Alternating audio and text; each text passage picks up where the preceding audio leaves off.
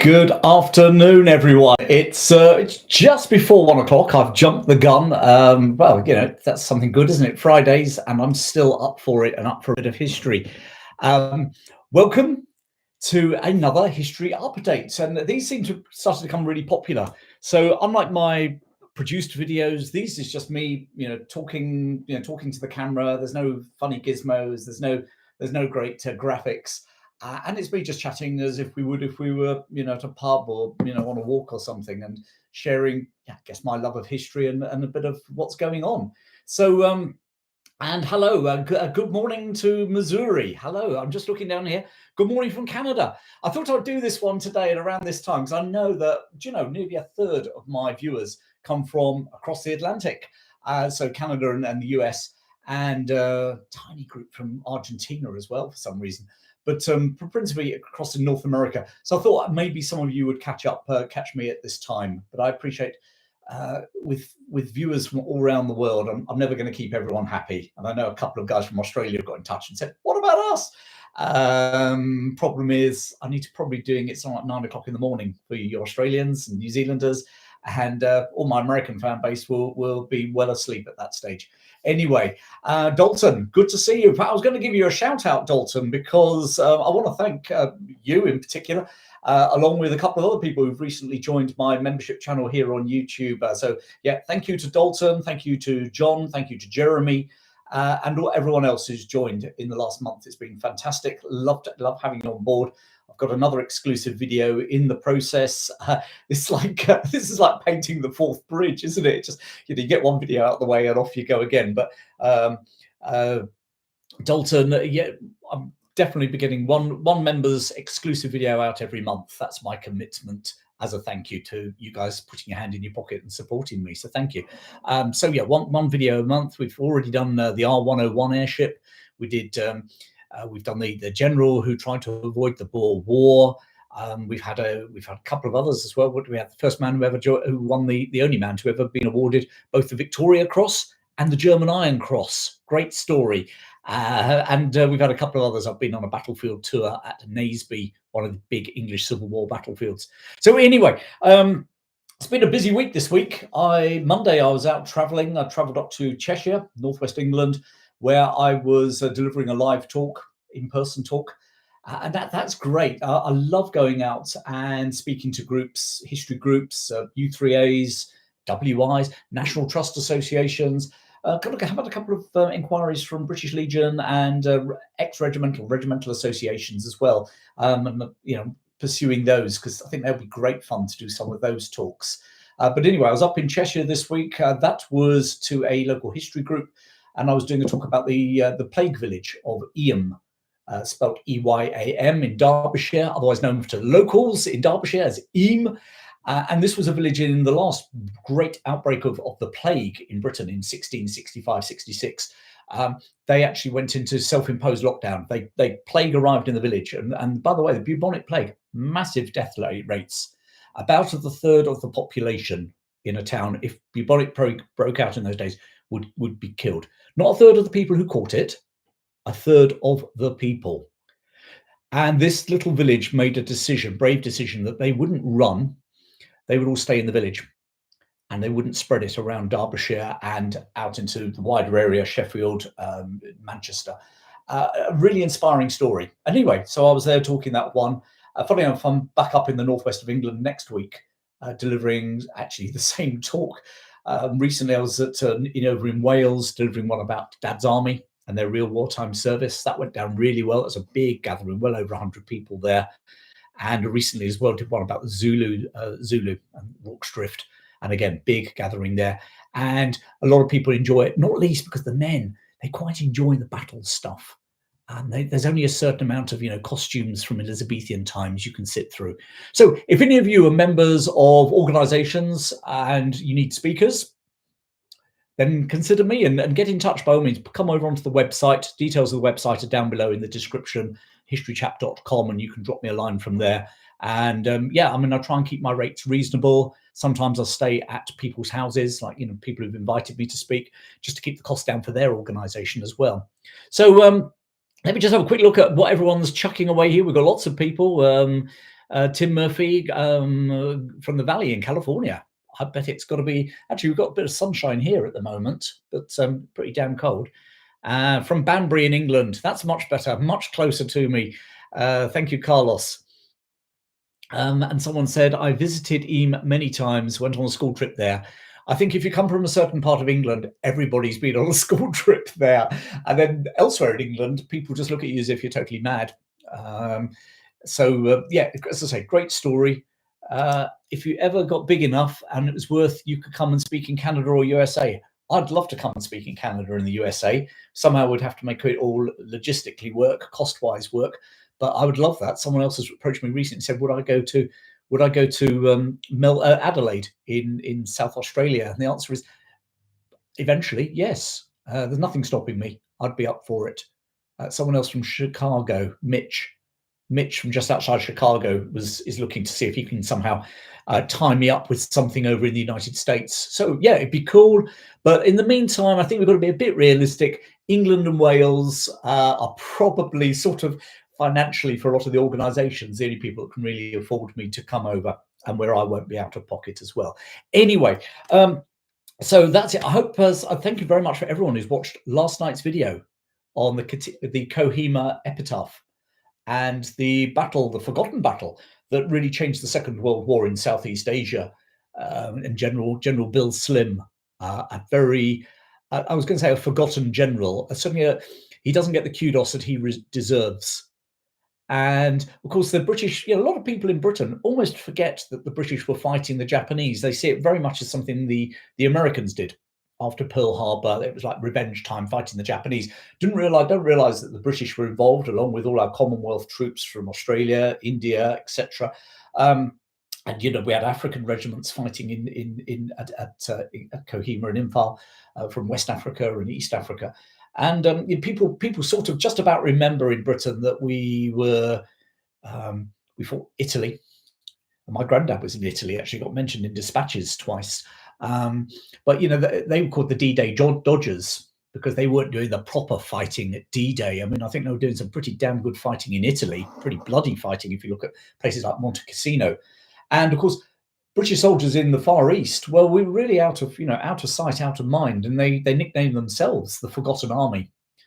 And I've had loads of comments from people from last night's video just saying, yeah, great to hear a story because their granddad or their dad had been there, never really talked about it. And it was great to actually acknowledge that British troops fought against the Japanese in the Far East, as well as Americans. And while we're on the subject, I suppose we shouldn't forget the Chinese, who actually did a huge amount of fighting in China. China had been invaded before the Second World War, and it was a vicious war in China. And again, most of us tend to forget that the Chinese were involved in the Second World War. They had their own very specific war against the Japanese. Operation Dragoon was a mini D-Day set in the south of France. Yes, it was. Operation Dragoon is a good story, and maybe I'll tell about that one as well. I can't remember who just put that. The guy from Zeta Alpha has just mentioned that. Belligerence, whatever that means. Good morning from an expat in Chicago. My granddad claimed the hardest troops he fought were the black shirts in Italy. Interesting. Haven't heard that one, but it would make sense. It makes sense. The Italian campaign, again, another one that people tend to forget. And I was talking to someone about this last night, and we said, is it in Britain that Nazi Germany were just across the channel? There was the Battle of Britain, there was a potential invasion of Britain, there were the various air raids across Britain, most of the industrial cities of Britain, and some tourist centres, the Baedeker raids on places like Exeter. And then we have the V1 and V2 rockets. Everyone was in it together, and we knew who the enemy were because they were just over there. And I wonder if that sort of coloured people's opinions in Britain, that it was all about, the Second World War was all about Hitler and the Nazis, and we sort of, the further away we went, we forgot about the Italians, the Japanese, and of course all the other interesting little moments in British history, like the invasion of Syria, where the Vichy French government were in control. Likewise, the landings in Dakar, in Senegal, the landing in Madagascar, to basically make sure that the Madagascar, the Vichy French were there. The Vichy French had had a treaty with the Germans. They were the rump government left in France. And Of course, the British were worried that Madagascar could become a naval base for the Japanese Navy, operating effectively out of Singapore. And so we occupied Madagascar. People forget all of that, along with British actions in Iraq and Persia. So, there's so many other stories there, aren't there? Yesterday was the 100th anniversary of the Munich beer hall putsch. I hadn't picked that up on my radar, but then I do British history, not German. Isn't that interesting? God, there's a lot of stuff happened in the world in the last 100 years. And isn't it interesting that, when Hitler tried his failed putsch in Munich, people probably thought it was a bit of a laughing stock. Within 10 years, he'd taken over Germany, and within 15, 16 years, he had taken Germany into a Second World War with massive genocides, not just of the Jewish populations, but of Slavs, Roma populations, and others as well, disabled, etc. So today, someone's an idiot. Tomorrow, they could be enemy number one. The way the world works, I guess, and maybe a word to the wise from history to us in this day and age. You enjoy England-Afghan wars. Okay, thank you very much, Teddy, for that one. I'm not quite sure what you mean. Do you mean you enjoy my talks on it? You enjoy the fact that British and Afghanistan are having wars? I'm not quite sure. And someone else has put Brazilian army fought in Italy. Yes, they did. Brazil came into the Second World War a little bit late on, and they sent units. They did send units to fighting in Italy. I'm not sure if they were at Monte Cassino. Something in my head tells me they might have played a role there, but not as big a role as, say, the Polish troops who were fighting there as well. Anyway, do I know that British soldiers took part in the Battle of the Bulge, but it was hushed up? No, I didn't. And I guess it all depends what part of the Battle of the Bulge we're talking about as well. But disabled Welshman, I'd love to hear more about that. If you've got something, rather than sticking it in the chat here, because at the end of this video, the chat disappears, okay? If you've got any information you want to send to me, go to my website and go on the contact, hit the contact button. That takes you to an email form that you can send through to me, okay? So anyway, where are we at? Blimey. Well, Nat just says, actually, don't forget the newsletter. Sign up for that. It's free, and every week I'll tell you what's my latest stuff coming out, so you won't miss any videos. Those of you who love podcasts, it tells you when my podcasts are coming out as well, and it gives you some updates as well on British history and indeed what I'm up to and projects and things like my Civil War, English Civil War project, which is coming up after Christmas. Free. So quite frankly, in this day and age, there ain't many things that are free, are they? So the History Chap newsletter weekly, and I enjoy doing it. I love all the comments that come back to me and people write back, and I do love that sense of community. It's sort of what I always hoped would happen with the History Chap when I set out, what was it, 3 years ago now. Anyway, let's crack on and talk about what actually happened in British history this week. Okay, so well, Sunday. Let's go back to Sunday the 5th of November. Well, remember the 5th of November, the Gunpowder Plot in 1605. Not going to go into that in too much detail. I've done a video about the Gunpowder Plot, actually. I've put a link in the description below. So at the end, by all means, have a little look at that. Oh, sorry, I'll keep looking at your comment, the chat here, by the way. Sorry. So 1605, for those of you who don't know, a group of dissident Catholics, Catholic gentry from the Midlands of England, under a man called Thomas Catesby, attempted to blow up King James I of England, King James VI of Scotland. He had recently inherited the throne when Queen Elizabeth I died. His mother was Mary, Queen of Scots. So... And interestingly, when Elizabeth died, obviously Mary, Queen of Scots, and Elizabeth had not seen eye to eye in the slightest.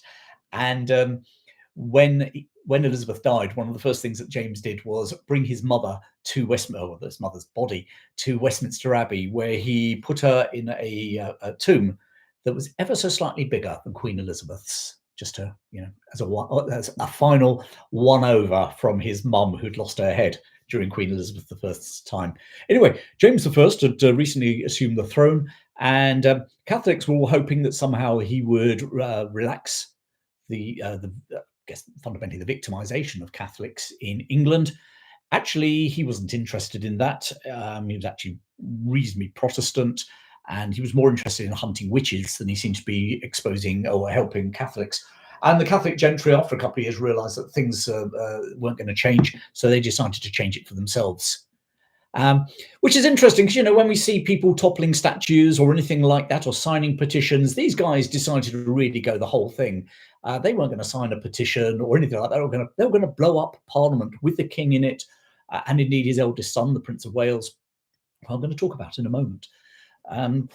The plot was exposed. They brought in there was a small group of, they were all related, basically, these gentry, loose relations from the Midlands of England, and they brought in one professional soldier to assist them, a man called Guy or Guido Fawkes, and it was Guido Fawkes who was captured underneath, guarding the gunpowder underneath the tower, underneath the Palace of Westminster, the old medieval Palace of Westminster, where Parliament was going to meet.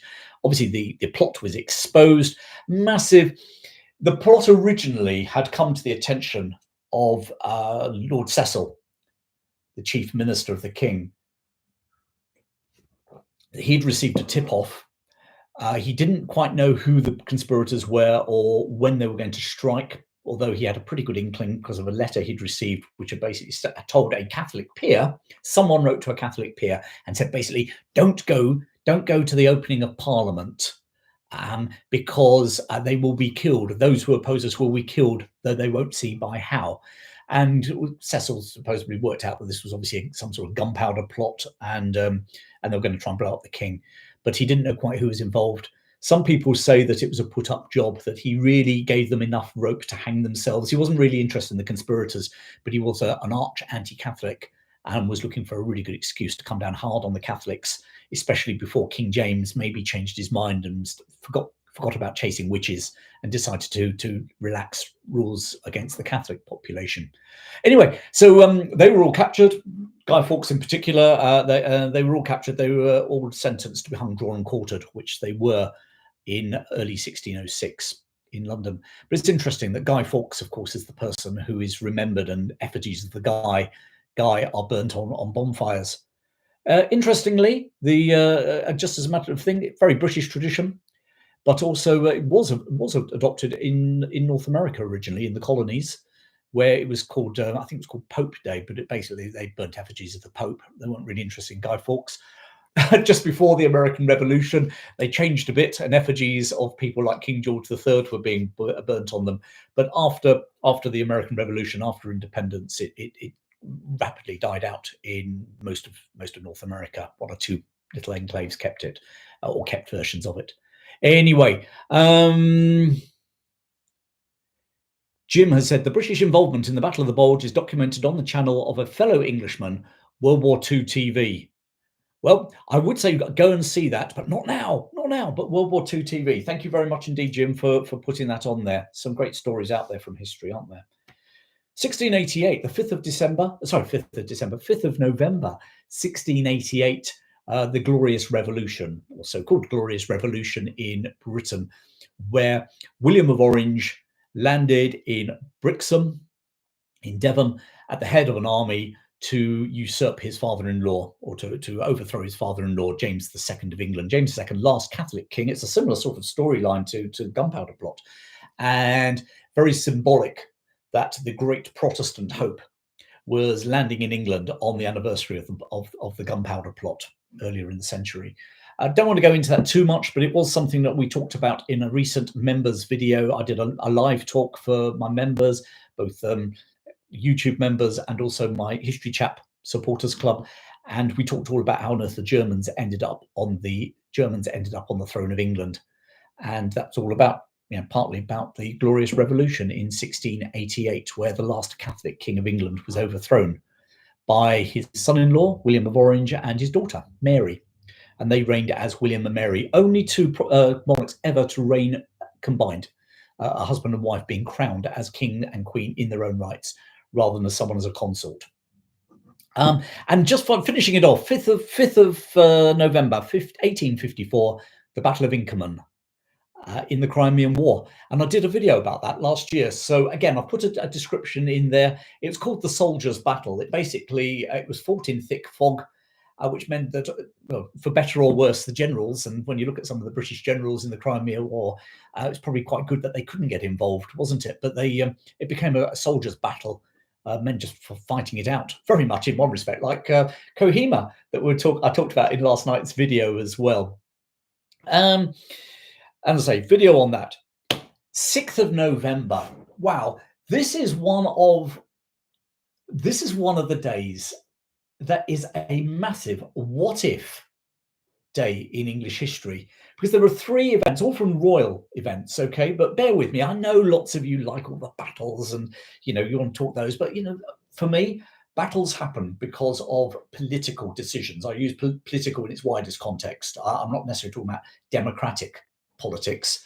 Yeah, William the Conqueror made political decisions, but they're not political in the way that Rishi Sunak or Biden or Trump make them now. Okay, they weren't looking to win an election, but they were part of battles happen because of decisions that are made, and almost you get to a point where force is either used to push a point forward or has to be used to defend yourself against other people. Most professional soldiers don't wake up thinking, who are we going to attack today? Not in peacetime, at any rate. So the what ifs, there's 3 of them. It's all on the 6th of November. 1429, Henry VI is crowned King of England, King Henry VI of England. I'll come back to him in a moment, okay? 1429. 1612, Henry, Prince of Wales, just mentioned him in the Gunpowder Plot, son of James I. Henry, Prince of Wales, died. Come back to him again in a moment. And the 3rd one is in 1817, Princess Charlotte died, and I'll come back to her. So I'll take them in chronological order. Okay. Mark Felton has Battle of the Bulge, English involved episode. Cool. Thank you very much indeed, Bill. So 1429, back in the Middle Ages, Henry VI is crowned King of England. By that time, he was about 8 years old. His father was Henry V, Victor of Agincourt. Did one of those videos very recently to, if you remember, to tie in with the anniversary of Agincourt a few weeks ago. Henry V basically died young. His 1-year-old son, Henry, became Henry VI. They actually waited a while to crown him. And he was, a massive 8 years old when he was crowned King of England on the 6th of November, 1429. The only coronation in English history to have taken place in a November. And actually, based on Henry VI's reign, probably that's why no one has bothered since, apart from the crap weather. Nowadays, it's not a good festival, a spectacle month, is it? So you try and go for the summer months. But nevertheless, Henry VI, crowned King of England, actually one of England's longest reigning kings. Not surprising, I guess, when you consider what age he was when he became king. But what's really interesting was that when Henry V won at Agincourt, just shortly afterwards, he negotiated a treaty with the French, which was that when the King of France died, Henry V, or one of his successors, children, would become King of France. The king duly died, unfortunately, just before the King of France died. So had Henry V in his 30s. And little baby Henry VI was proclaimed King of France, according to the treaty. And I've talked about this in the past. The French rose up. They decided that it was a perfect opportunity not to have a King of England in charge. Henry V would have been quite hard to take on, a battle-hardened warrior, a 1-year-old king, or even now 8-year-old king, not so hard. Henry was actually crowned in 1431, 2 years after his coronation in Westminster Abbey as King of England. Henry was crowned King of France in Paris. So he's the only English king ever to have been crowned King of England and France. And that's an interesting what if. How could history have changed? How could history have changed if Henry V had lived a bit longer? How could history have changed if Henry VI had managed to hang on to both his realms? And alternate history is great, isn't it? Because it's a bit like Jenga. You pull one stick out and everything comes tumbling down. But it is interesting to think, how could history have been different? Because here's something that would have been different had he not lost his domains in France. There might very well have not been a Wars of the Roses. And, history takes lots of twists and turns. But if there hadn't been a Wars of the Roses, the Tudors would never have come to the throne of England. Not in a month of Sundays would they have come to the throne of England. The Plantagenets would have continued to rule. For all I know, we might still be with the Plantagenet dynasty. There's enough people descended from the Plantagenets kicking around England to suggest that that might have been the case. But wouldn't history have been different? And wouldn't history have been different if the French somehow became a united country with Britain? Of course, that was an idea that Churchill came up with in 1940 as a way of trying to save, keep France in the war, that there would be a union between Britain and France. Always a great student of history was Winston Churchill, but of course that didn't come off either. Second one, 1612. Henry, Prince of Wales, dies. Henry, Prince of Wales, by then, 18? He was very popular, son of James I of Scotland. He was actually, James I of England, James VI of Scotland, the first monarch to be the king of both Scotland and England in the early 1600s. Henry had been born in Edinburgh. He had been born in Scotland, so he came down to England when his father assumed the throne in 1603. So he was about 9 when he became king. He was going to be at the Palace of Westminster when the Gunpowder Plot conspirators were going to blow it up. They actually thought it'd be quite cool if they could get the king and his heir, because that would just leave principally 2 children in the play. One was Henry's slightly younger sister, Elizabeth. She was actually out of London. She was in up near Coventry, and they were going to abduct her and make her a puppet queen. There was a younger brother, a sickly brother, Duke of York. He was called Charles, and really he was, I think he was in the Tower of London at the time as his palace, not in prison. But they were going to use Elizabeth as the puppet queen in this new Catholic England that they were going to create. Anyway, Henry survived. Obviously, there was no gunpowder plot. There was no gunpowder explosion. So Henry survived, and by all accounts, very popular, very bright, and had all the markings of being a great king, potentially a great king of England. All went a bit pear-shaped in 1612 when he died, aged 18. And it was his younger, sickly brother, Charles, Duke of York, who became the heir to the throne. And of course, Charles, thanks, Dalton. See you soon. Thank you very much, mate. Sorry, I've just seen a brilliant line from the if the Plantagenets had succeeded, we might have King Danny Dyer now. Yeah, maybe the Tudors weren't all bad then. Back to Henry. Okay, Henry died. Charles became heir apparent and became the heir, and had succeeded his father in the 1620s, and had never really been groomed. Remember, young Henry, almost from the word go, had been groomed. He was Prince of Wales. He was being groomed to be king by the time he was 18. He had a lot of grooming to be king. Charles came in a bit like Johnny come lately. And it's not to say Johnny come latelys do badly. George VI came in lately, didn't he, when his brother abdicated, Edward VIII. But nevertheless, they are very ill prepared. And George VI was most certainly ill prepared to be king. And, those of you who watched the King's Speech film will know that, actually, he hadn't been trained in public speaking particularly, because no one really thought he was going to need to. He was going to be, George Duke of York.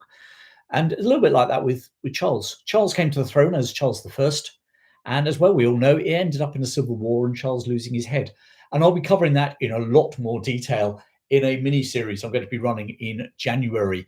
You'll need to be a member of my newsletter to get more details about that, okay? So pop over, sign up if you're interested. Just get on the newsletter. You'll get updates as to how it's all progressing and when it will all go live, okay?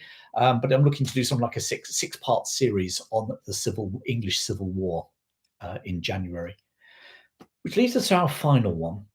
1817, 6th of November 1817, Princess Charlotte dies. And most of you are probably thinking the only Princess Charlotte you know is the current daughter of the Duke and Duchess of Cambridge, cute Charlotte. This Charlotte was the daughter of the future King George IV. And, oh gosh, it's a really... Of all the what-ifs, okay, I think this is my favourite what-if from these 3 people. George III Some of you know him as, one of Britain's longest serving kings. Also, the King George, who was, for those of you who are across the States, yes, that's the King George that the American colonists rebelled against. For us over this side, he was the King George who was on the throne when we defeated Napoleon. Obviously, the madness of King George, all the same bloke. Okay, George III. George III and his wife, Queen Charlotte. God, well, they were popping sprogs like there was no tomorrow. 13 of their children made it to adulthood. They had 13 kids that made it to adulthood. There were several who didn't make it to adulthood. I mean, poor Queen Charlotte, she must have been an absolute physical wreck. Quite a loving family, used to shield their daughters a lot. They were quite a protective family in many respects. In many respects, George probably would have quite liked not to have been a king and just sort of been a country bumpkin. And he was called Farmer George. That was one of his nicknames because he loved being on his farms and looking after animals and stuff. But they had 13 kids. By 1817, all those ones who had lived to adulthood, actually 12 were still alive at that stage. One had died about 8 years before. But they were all in their 40s and 50s. So George III, I mean, when you're talking about heirs and spares, I mean, we had a whole brood of them. He had 12, 6 sons still alive, and 6 daughters by that stage still alive as well, all in their 40s and 50s. And here's the amazing bit, okay? There were only one grandchild, legitimate grandchild, quite a few illegitimate ones kicking around. But between those 12 children, between them all, they'd only had one grandkid. And that was the child of the future George IV. Now, I'm going to try something. I'm going to pull my flip chart forward and just try and explain what the hell went on, okay? Because I think you're probably all bouncing around. Those of you who are real royalists, you probably know half this stuff. If you're like most of the people I talk to who say, oh, I know British history really well, you're starting to think, I hope Chris doesn't delve in here because I'm about to go out of my comfort zone. So let me see if I can write something on here. Bring it forward. How's that? Can we all sort of see it? Maybe someone can just say yes or something in the chat, so I know whether you can see that. All right, right. Let's go up here. We've got George III. That's an easy one because he's all there by himself. George and Charlotte. I'm not sure. Yeah, and it's probably knowing this. It's bloody back to front. Anyway, bear with me. It doesn't really matter too much. As I said, we've got 13 kids. That's a heck of a lot. But the only one who produced anything was his son and heir, George. George is going to become George IV, but at this stage in 1817, he's just George, Prince of Wales. Pretty unpopular character, spendthrift. The Brighton Pavilion was his creation. Massive amounts of money thrown at that. And George is here. Had a pretty unhappy marriage to Caroline of Brunswick. They both basically, rather than love at first sight, it was hatred at first sight. He famously announced, and this is outrageous, really, but when she appeared in the room, he was told by his dad that his dad would clear his debts, his gambling debts, if he finally got his acting together, got married, and had an heir. They found a suitable spouse, Caroline of Brunswick, a little German principality. When she arrived, George famously took one look at her and said, "Oh my God, I need a drink." To which she responded, "Oh my God, he's so fat." So yeah, it was never going to go very far, was it? Amazingly, they had Charlotte. Now, in 1817, we also had another Duke of York. This is not the Charles Duke of York we're talking about just now. Duke of York, very popular royal title. But we had Frederick. Those of you who are fans of Richard Sharp, if you remember, George and Freddie, George talks to Freddie and says, I've got more regiments than you, Freddie. That's the Freddie we're talking about, Frederick, Duke of York. Then we had William, Duke of Clarence. William actually served in the Royal Navy. He'd served in the Royal Navy in the Royal Navy during the American War of Independence. He'd actually served over in New York, and there were plans approved by George Washington to try and abduct him. Now that's another good what-if story, isn't it? I mean, that's like a Harry Turtledove sort of story there. But there's William, Duke of Clarence. ultimately he would go on to become William IV. Then there was, let me get my things, Edward, Duke of Kent. Then there was Ernest. And where have we got? We've got Ernest Augustus. We've got Augustus, the Duke of Sussex. And these are just the boys. Remember, at this time, and it's only recently changed, girls came behind all the boys, no matter what their age. Girls came behind the boys in the line of succession. And then finally, we had Adolphus, the Duke of Cambridge. Okay, stuck over there. Adolphus, by 1817, Adolphus was the youngest of these boys, obviously. He was in his 40s, about 43, whereas George was something like 57. Okay, so George 57, he has got a daughter. Adolphus in his 40s. And then we've got the girls all running behind, okay? And as I said earlier, between them all of those boys and 6 girls, plus the dead girl who got to adulthood, but not to her 40s, they produced not a single legitimate heir, bar George, from his unhappy marriage with Caroline of Brunswick. Amazing. And then 6th of November, 1817, Charlotte dies. Charlotte was actually engaged at this moment, and here's another little what-if. She was engaged to Leopold of Saxe-Coburg. His nephew would be Prince Albert. Okay, but Leopold of Saxe-Coburg was now he'd actually married her, and he was the chief mourner at her funeral. He went on to become King of Belgium. Okay, so that's Leopold I of Belgium. Interestingly, George originally didn't want her to marry Leopold. He wanted her to marry the Prince of Orange. Prince of Orange appears again in some of the Richard Sharp novels, Bernard Cornwell's novels about Richard Sharp. Prince of Orange became King William II of Netherlands. And here's a really interesting thing, isn't it?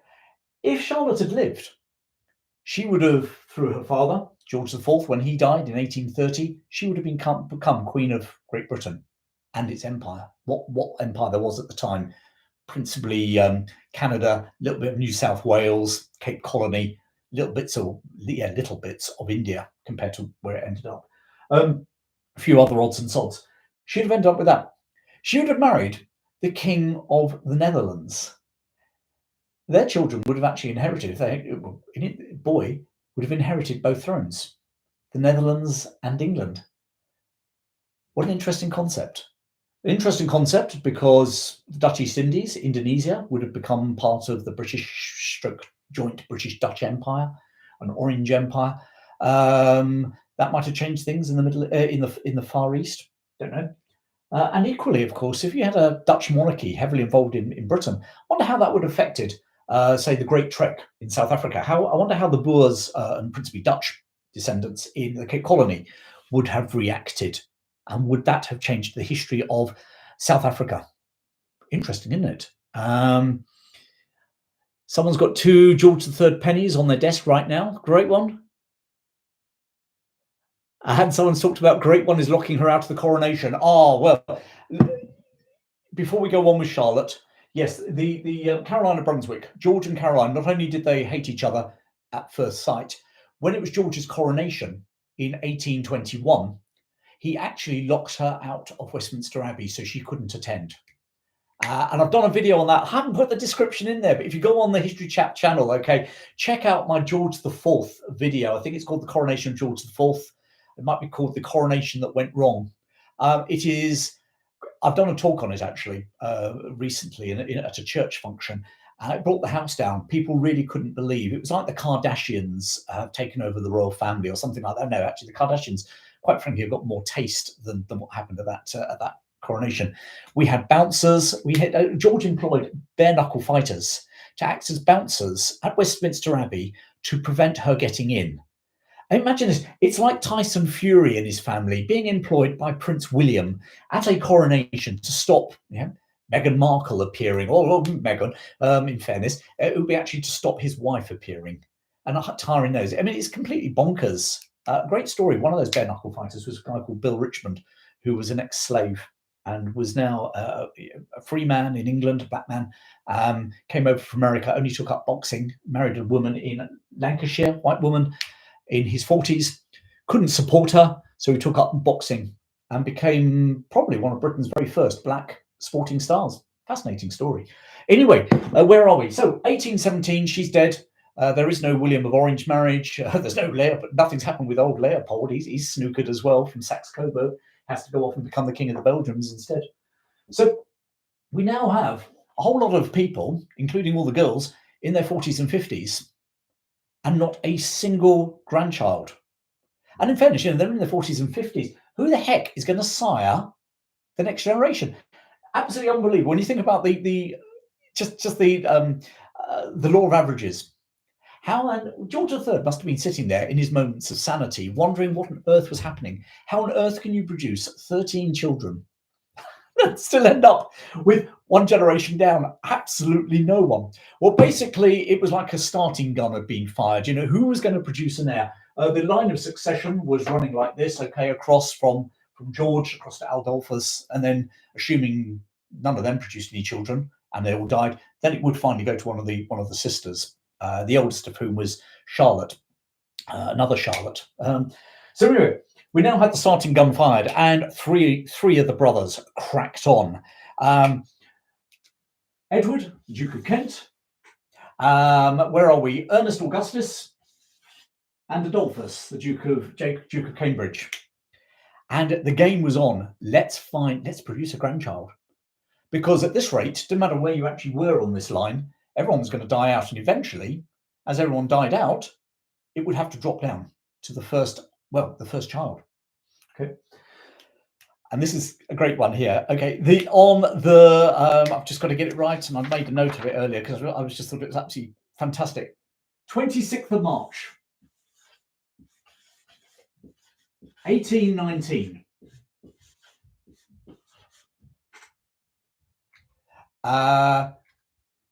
Adolphus gets a son. It's called George. He became George, Duke of Cambridge. But suddenly we finally had one.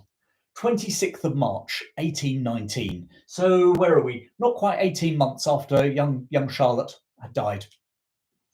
Then, can you believe, 27th of May,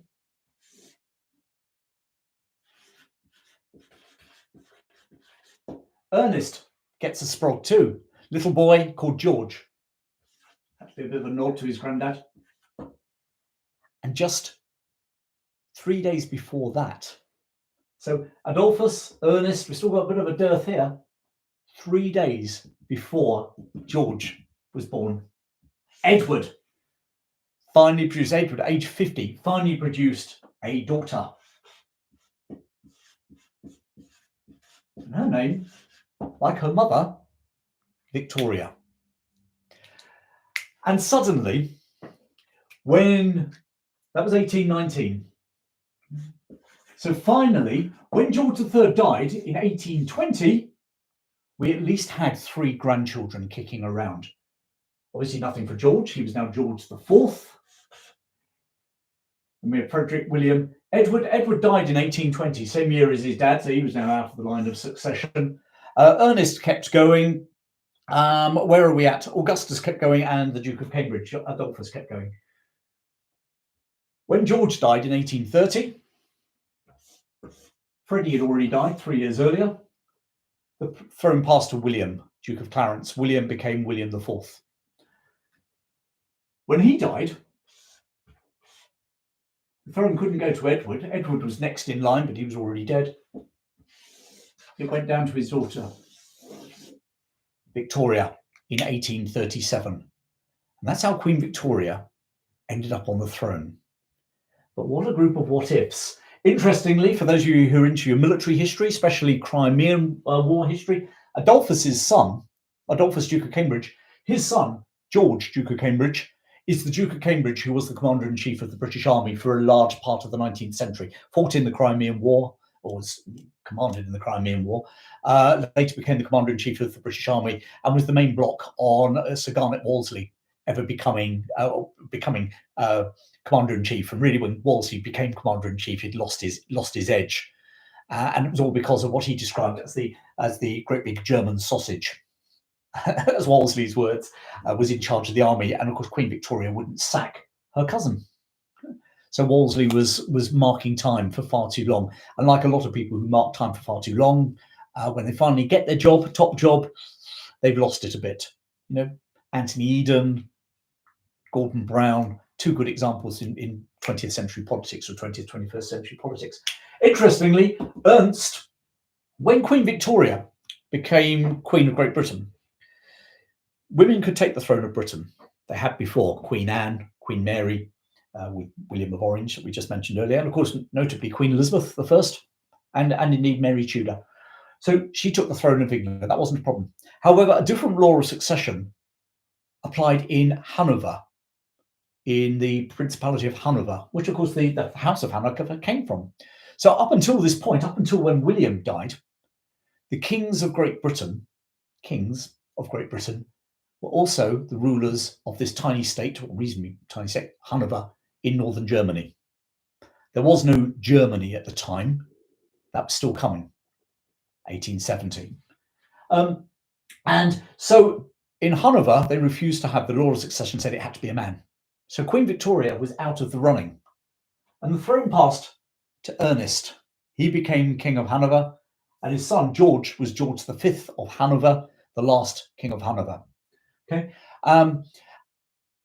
I had a great professor at university, Professor Grenville. He was actually a kinderchild that came out of Germany in the 1930s. And he, a kindertransport child. And I always remember him standing there then. He did this lecture on the First World War, the causes of the First World War. And he said, and I won't do his German accent, but he still had one in the 1980s, 50 years after he'd come here as a child. But he said, I want to ask you a question about the First World War. What would have happened if Queen Victoria had been a man? And that is a brilliant what if, isn't it? I've noticed, someone's just saying ads are going to run shortly for some viewers. I'm being told that by YouTube. Brace yourselves, folks. And if you do see some ads, just pop in and say where I was when we got interrupted, yeah? And I'll just retrace my steps for you. If Queen Victoria had been a man, if she'd been Victor, okay, he would still have inherited the throne of Britain, but they would have inherited Hanover. What would that have done to Bismarck's plans to unify Germany in 1870 when the King of Great Britain was a live political figure controlling land in northern Germany? I wonder what would have happened. I'll leave that one with you, and you can think on that tonight. All my American friends, you've got the whole day to think about it. My British friends, we're heading towards, you worry about that over your beer or wine this evening. So I hope you found that interesting. But I mean, I just think what an amazing lot of twists and turns to end up with Queen Victoria, as someone's put here, was never told about this in school.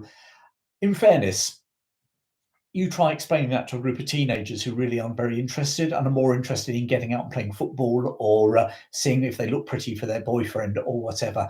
You're probably on a hiding to nothing as a teacher, even now. People say that to me. They say, I wish you'd been my teacher. And I say, yeah, that's because we're all old now. We're all interested in history, aren't we? And if you get someone who actually does it with a bit of enthusiasm and a bit of fun, well, that's even better. But we're actually naturally interested in history. Most of you have probably got history books. You watch history on YouTube, probably watch documentaries on TV, maybe listen to podcasts. When you're 13 and you're a teacher and you're dealing with a whole group of 13-year-olds, half of whom don't want to be in a history lesson, it must be blinking hard work. There are times where my ego thinks I'd love to go back and be a history teacher. And there's other times I think, oh God, it would have been beaten out of me. My love of history probably would have deserted me by now. Ads for dental insurance and condiments. Fantastic. Yeah, well, yippee-yay. I'm glad to... That was my history class in a nutshell. Yeah, I'm going to do one. I will do one. I was chatting to someone recently. It was actually on this talk that I did on Monday night that I was telling you about right at the beginning. A chap came up to me. He said, you're at Birmingham University, did history. I said, yeah. He says, when? And we did the dates. He goes, oh, no, I was there just before you doing archaeology. So we ended up having this great history chat. But we said, most British people, and at least all my American friends, okay, they sort of say, I'm really interested in British history, know nothing about it, give it to me. Most Brits say, yeah, I know all about British history. And fundamentally what they mean is, based on their schooling, they know quite a bit about the Tudors, a little bit about the Industrial Revolution, and loads on the Second World War. And after that, it all goes a bit floppy and soft, and hence why my Wars of the Roses series that I did a couple of years ago now was so popular, because people were just like, yeah, never heard about it. Heard about Henry Tudor, heard about Bosworth Field, heard of those Wars of the Roses. After that, I haven't got a clue. So maybe I'm going to do a tongue-in-cheek video. Don't know what you think. Maybe one of these live ones. British history in 10 minutes, as most Brits in the high street would be able to tell you it. Because I think it's quite fun, actually, because, yeah, as I say, you chat to people and, you know, it's like the Romans in Britain. Oh, yeah, I know about the Romans. It's like, what? Well, Boudica, she rebelled against them. I've seen her chariot by Big Ben, by the Palace of Westminster. So she led Britain against the Romans. And why? Don't know. And what happened to her? Actually, I haven't got a clue about that either. Did we win? Did we lose? I don't know. She must have won because we've got a statue. And that fundamentally is British history, isn't it? So when people say to me, I don't know about some of this stuff, I don't know about some of the colonial wars that I talk about in the 19th centuries, it's hardly surprising, and why so many people quite enjoy what I do. So anyway, there you go. Oh yeah, we spent 2 years doing Russian history. Of course, I forgot that one. Bolshevik Revolution in 1915 to 1920. Yeah, I did Bolshevik Revolution and the Weimar Republic in Germany as well. And the rise of Hitler. Actually, I found that very interesting. But there you go. Carter Manjur was a collaborator. No statue for her. No, there wasn't.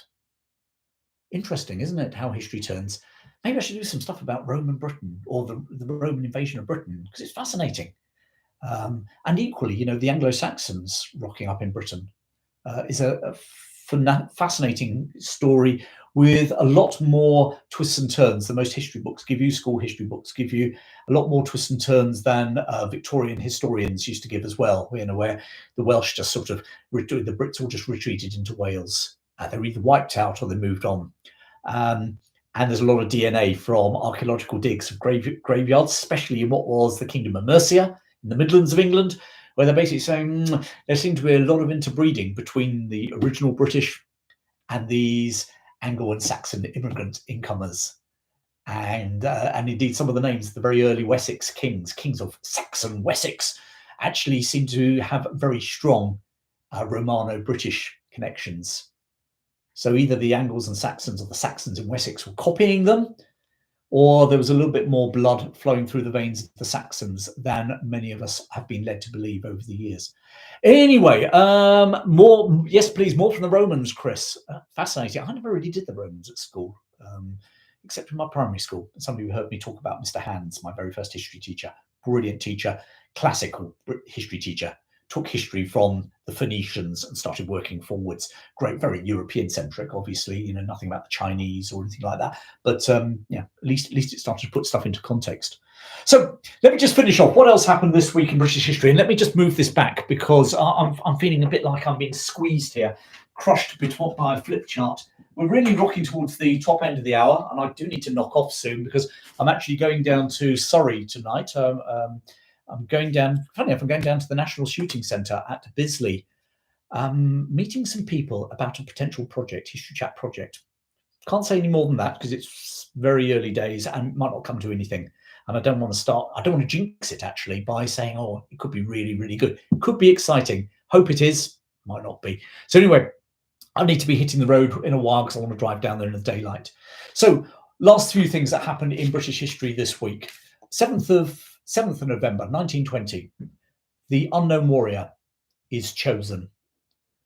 This is the soldier, the serviceman, who is buried in the tomb of the unknown warrior in Westminster Abbey.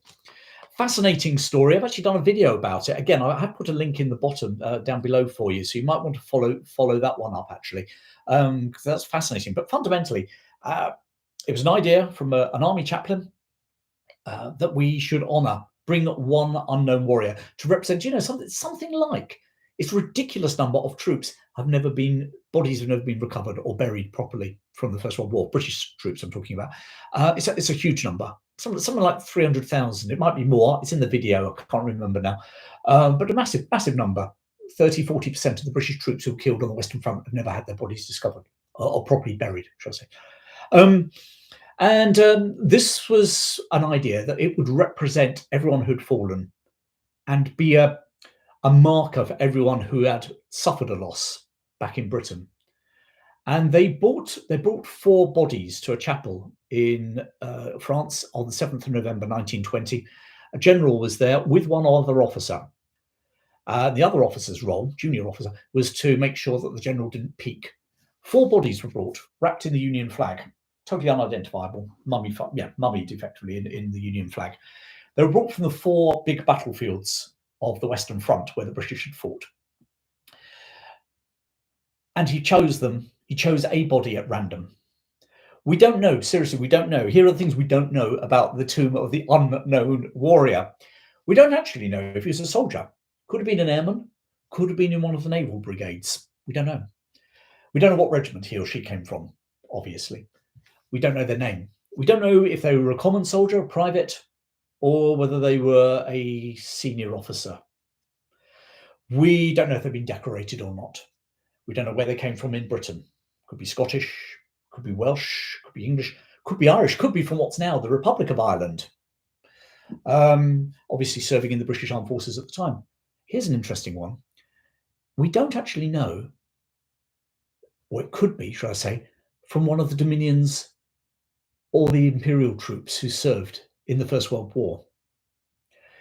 It could be, okay, from Newfoundland or Canada. Could be from South Africa. Could be from India. There's an ironic one, isn't it? The unknown soldier could be, unknown warrior, he's called, could be from India. We don't know. He picked them at random. And we can say it's a him because there weren't any women on the front line. I think that's about the only thing we can work out. The unknown warrior is probably a bloke. The others were then taken away and buried. The unknown warrior was then brought to England on a destroyer, brought across the channel in a coffin made from oak wood from Hampton Court Palace. Inside the coffin was placed a sword, warrior's sword from the Tower of London, 16th century warrior's sword. And he was carried on a gun carriage to the cenotaph on the 11th of November 1920. That was the very first Remembrance Sunday service, the 11th of November 1920. And he was brought to the cenotaph, which had just been unveiled, literally just been unveiled by King George V. King George V put a wreath, not at the base of the cenotaph, but on the coffin of the unknown warrior. The procession then proceeded to Westminster Abbey, where the pallbearers for the unknown warrior were the most senior commanders in the British Armed Forces at the time. So Lord Trenchard of the Royal Air Force, Admiral Beatty from the Royal Navy, Field Marshal Haig from the Army were all pallbearers. As it went, it took the coffin into Westminster Abbey. There was a guard of honour lined up of 100 Victoria Cross holders. What an amazing thing. And he was obviously buried with full honours in Westminster Abbey. Ever since then, it's obviously on the Tomb of the Unknown Warrior is on display at Westminster Abbey. You may be aware that whenever there's a royal wedding, the bride will put her bouquet on the Tomb of the Unknown Warrior. Queen Camilla put her coronation bouquet on there as well last year. And interestingly, a couple of years after this, General Pershing, I think it was the following year, 1921, General Pershing, who had commanded the US forces on the Western Front, presented the Medal of Honor, Congressional Medal of Honor, on behalf of the United States to the unknown warrior. It didn't go in the coffin by then because the tomb had been sealed. By the way, it was filled with soil from the Western Front. And the Congressional Medal of Honor sits just to the side on a pillar in Westminster Abbey, just by the grave of the tomb of the unknown warrior. So there you go. I don't know if that was of interest, a bit different. And where are we at? Other things that happened this week, real whistle stop. 8th of November 1881, the Trent Affair. Britain and America possibly nearly went to war. during the American Civil War, a British ship, Trent, was carrying 2 Confederate diplomats to Europe. They were on basically on a PR exercise, desperately trying to whip up support on behalf of the Confederate States, hoping to somehow get Britain and France to give them some sort of diplomatic recognition, if nothing else. Union boat came alongside, naval vessel came alongside, stopped the British merchant vessel, boarded, hoiked these 2 Confederate diplomats off. Major international incident. And it's interesting that the Americans are British because, of course, the War of 1812 had a lot to do with the British boarding American ships, which are in theory neutral. And here we had the Trent, neutral ship, being boarded by US Union forces. So again, huge outrage. Eventually, it all blew over. But it's one of those, again, what ifs in history. Could it have happened? The Australian Emu War. Yes, I'm aware of it. I need to do a little bit more on that one for you, okay? 9th of November, 1888, Jack the Ripper's last victim, or last official victim, should we say. Mary Jane Kelly was found murdered, throat slit, abdomen ripped open, intestines pulled out, sort of, and laid next to her in her little flat in Miller's Court in Spitalfield in the East End of London, near Whitechapel. Did a talk about the Jack the Ripper murders, or the Whitechapel murders as they were originally called. I did that one of those last year for my members, so that went down quite well. Maybe I need to resurrect that. Don't know, but there you go. 10th of November. God, I can't remember what year, but Stanley met Livingstone out in the middle of Africa with the famous words, Dr. Livingstone, I presume. And last but not least, the 11th of November, 1918, First World War came to a close. And I've done a video about the last men to be killed in the First World War, quite a poignant one. Have a look down there for the last British soldier, but we also talk about the last Commonwealth soldier to die, it's Canadian, last American soldier to die, and the last German soldier to die, which was really sad because he was actually shot after the armistice had come into force.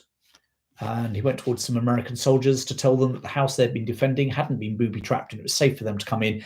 The American soldiers basically didn't know what the time was. They saw this German marching towards them, and they opened fire. There you go. Sad video, but quite an interesting one as well. So have a peek at that for me. So there you go. Another week in British history. What a ramble! What a rabbit hole we went down. Hope you enjoyed that whole bit about the royals. As I say, if you look at most of my videos here on YouTube, they tend to be about military stuff. But I do like some of this other stuff. And I know some of you are saying, you'd love to know a bit more about the Romans coming to Britain. There'll be battles there. You're all right. The Anglo-Saxons, more battles. But all of that stuff is fascinating. And it's created the country and indeed the world that we have now. And you don't have to love it or think Britain or the British Empire is fantastic. But you can't rub history out. We are the products of what's gone before us. And we're the products, personally, of the family that's gone before us. And oh, by the way, some of them probably were racist and other things as well. And I'm not going to start eradicating all of those people from my from my family photos from the 1890s, whatever. Well, that's history. And we need to appreciate it. Maybe when we appreciate it, we can then make better decisions. That's my thought for what it's worth. I'm sure other people will disagree vehemently with me. That's history. Always has two sides, doesn't it? Someone always said to me, were the Zulus goodies or baddies? That's what my son said to me when I was younger. And I said, well, rather depends, isn't it? If you were about to be speared at Isandwana camp by a Zulu, you probably thought he was a baddie. If you were a Zulu and they were defending your home against the British Redcoats, I guess you thought they were goodies. And isn't that always the way? Archbishop Makarios in Cyprus, led a resistance movement against Britain. Good or bad? Jomo Kenyatta. The world is littered. And the British are great for negotiating with people who were their enemies as well. And so, there's always at least two perspectives. And quite frankly, a hell of a lot more. I just try and tell stories that bring it to life a little bit, make people think, make them realize that maybe there are different angles as well. So anyway, thanks for watching the Kohima video yesterday. Next week, obviously I've got another talk, live talk coming. Live talk as in I'm going off to do another talk in the northwest of England. I'm also doing a one-on-one Zoom call. It's someone's birthday. and their son is in Australia, and he is a great fan of the History Chap. And he said, my dad loves watching it. I don't know what earth to buy him now, but he loves watching your History Chap channel. Could I buy him a present of a one-on-one history chat with you? So I'm doing that next week. Oh, that's a great idea. Maybe I should actually think about how that becomes more of an offer. I don't want to be on an ego trip, but if people like my company, like what I talk about, might be quite nice. And future projects coming up this side of Christmas. We've got the Malayan emergency. Looks like a lot of people would love to hear about that. Because again, it's one of those battles, a bit like Kohima and the Far East, the Forgotten 14th Army. There's a lot of you who've got family that you can recall, fathers, grandfathers, uncles, who fought in the Far East, who fought in places like the Malayan emergency, just like my Aden emergency one as well. So we've got that. Lawrence of Arabia, by popular demand. There's a few of you who are like, oh God, not Lawrence of Arabia again. But it goes back to what I said earlier about, actually, we've all heard of Lawrence of Arabia, but unless you're a real aficionado, you might have seen the film, and it's a hell of a long film to sit through.